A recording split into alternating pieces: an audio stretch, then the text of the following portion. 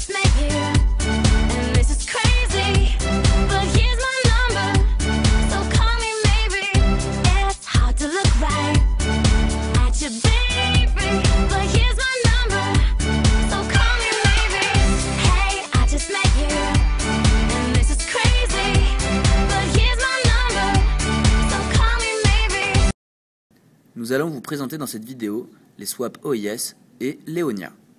EONIA vient des mots anglais Euro Overnight Index Average. C'est le taux moyen pondéré de l'argent au jour le jour sur le marché de la zone euro. Il est calculé quotidiennement par la Banque Centrale Européenne à partir des données fournies par les différentes banques. En effet, tous les jours, les banques négocient leurs excédents et leurs besoins de liquidité et donc se prêtent mutuellement de l'argent.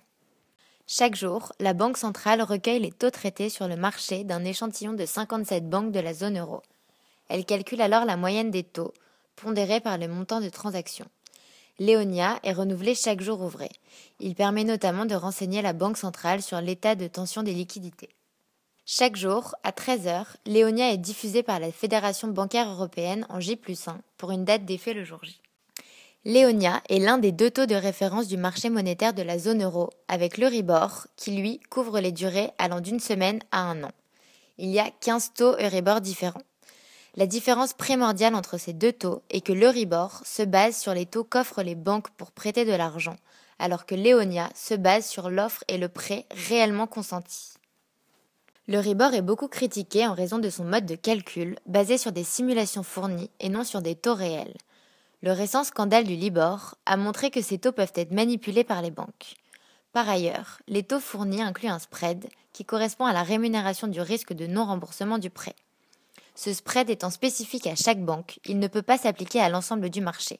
L'Euribor n'est donc pas une référence idéale. On observe sur ce graphique l'évolution du taux EONIA sur une période de 5 ans. 3 périodes sont particulièrement intéressantes. On remarque premièrement une très forte augmentation des taux pendant la crise des subprimes où l'EONIA atteint son plus haut taux le 10 octobre 2008. On remarque ensuite une période correspondant à la crise de la dette en Europe pendant laquelle l'EONIA atteint des niveaux de volatilité extrêmement élevés. Et on observe enfin une nette baisse de la volatilité depuis environ un an, date à laquelle la BCE annonce son intervention pour limiter les perturbations observées sur le marché des obligations publiques. Les équivalents de l'EONIA sont aux États-Unis le Fed Funds, taux overnight de la Fed.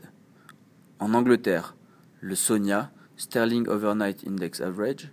En Suisse, le SARON, Swiss Average Rate Overnight, et au Japon, le MUTAN. Un swap OIS est un type de swap de taux dans lequel la jambe variable est indexée sur des taux au jour le jour.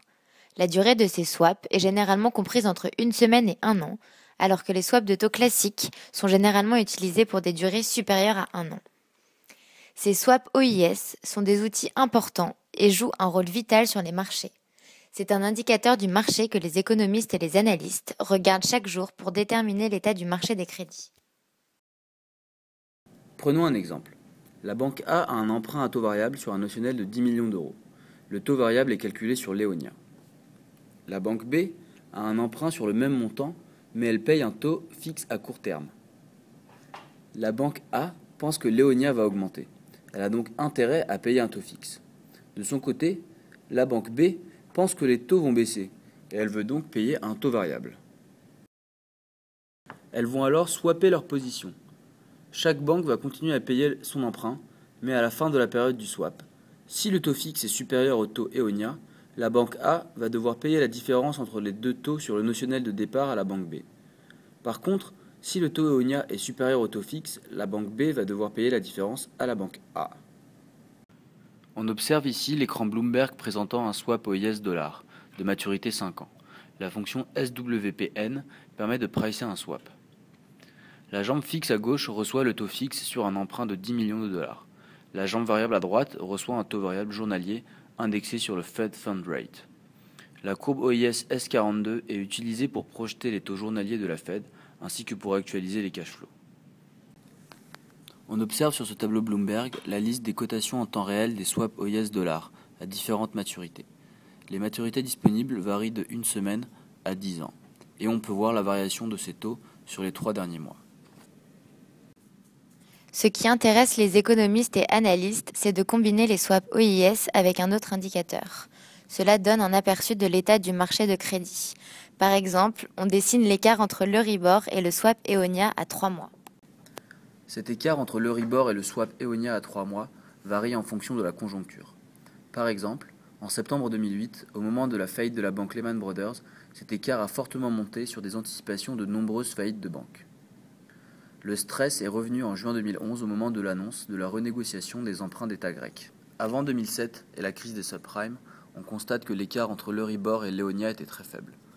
On voit bien sur ce graphique que les swaps Eonia sont plus adaptés comme référence du marché interbancaire que les taux Euribor, car ils sont très peu influencés par le spread des banques qui constitue le panel de calcul.